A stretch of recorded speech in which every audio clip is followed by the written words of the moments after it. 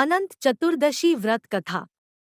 पौराणिक युग में सुमंत नाम का एक ब्राह्मण था जो बहुत विद्वान था। उसकी पत्नी भी धार्मिक स्त्री थी जिसका नाम दीक्षा था। सुमंत और दीक्षा की एक संस्कारी पुत्री थी जिसका नाम सुशीला था। सुशीला के बड़े होते होते उसकी माँ दीक्षा का स्वर्गवास हो गया। सुशीला छोटी थी, उसकी परवरिश को ध्यान में रखते हुए सुमंत ने कर्कशा नामक स्त्री से दूसरा विवाह किया। कर्कशा का व्यवहार सुशीला के साथ अच्छा नहीं था, लेकिन सुशीला में उसकी माँ दीक्षा के गुण थे। वो अपने नाम के समान ही सुशील और धार्मिक प्रवृत्ति की थी।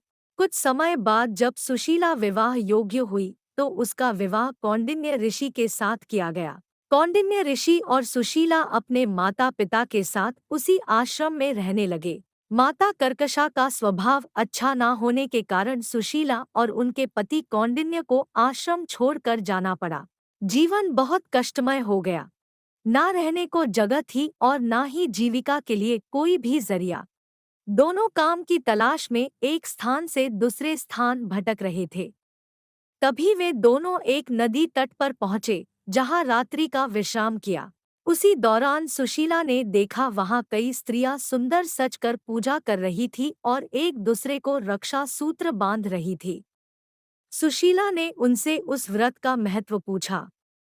वे सभी अनंत देव की पूजा कर रही थी और उनका रक्षा सूत्र, जिसे अनंत सूत्र कहते हैं, वो एक दूसरे को बांध रही थी, जिसके प्रभाव से सभी कष्ट दूर होते हैं और व्यक्ति के मन की इच्छा पूरी होती है।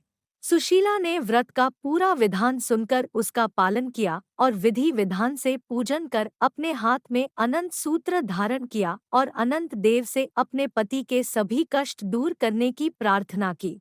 समय बीतने लगा, ऋषि कौंडिन्य और सुशीला का जीवन सुधरने लगा।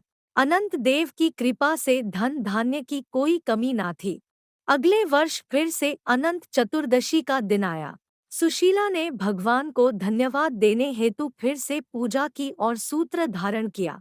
नदी तट से वापस आई।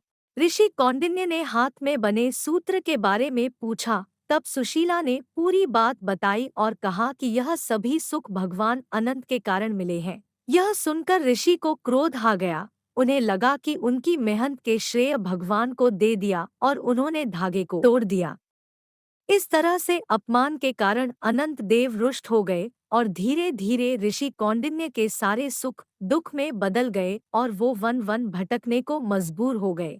तब उन्हें एक प्रतापी ऋषि मिले जिसने उन्हें बताया कि यह सब भगवान के अपमान के कारण हुआ है।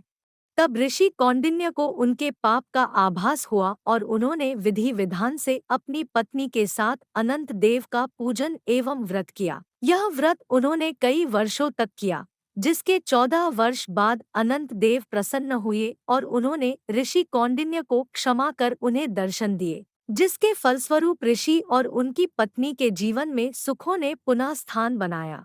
अनंत चतुर्दशी व्रत की कहानी भगवान कृष्ण ने पांडवों से भी कही थी, जिसके कारण पांडवों ने अपने वनवास में प्रतिवर्ष इस व्रत का पालन किया था, जिसके बाद उनकी विजय हुई थी।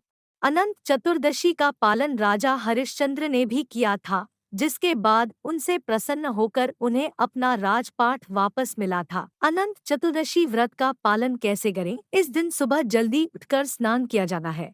कलश की स्थापना की जाती है, जिसमें कमल का पुष्प रखा जाता है और कुश का सूत्र चढ़ाया जाता है। भगवान एवं कलश को कुमकुम हल्दी का रंग चलाया जाता है। हल्दी से कुश के सूत्र को रंगा जाता है। अनंत देव का आह्वान कर उन्हें दीप धूप एवं भोग लगाते हैं। इस दिन भोजन में पूरी खीर बनाई जाती है। पूजा के बाद सभी को अनंत सूत्र बांधा जाता है। इस प्रकार अपने कष्टों को दूर करने हेतु सभी इस व्रत का पालन करते हैं। इस दिन देश के कई हिस्सों में गणेश विसर्जन किया जाता है। गणेश चतुर्थी और विनायक चतुर्थी के दिन गणेश जी को 10 दिनों तक घर में बैठाकर इस दिन उनकी विदाई की जाती है। खास तौर पर यह गणेश विसर्जन महाराष्ट्र में किया जाता है, जो पूरे देश में प्रसिद्ध है। Thanks for watching.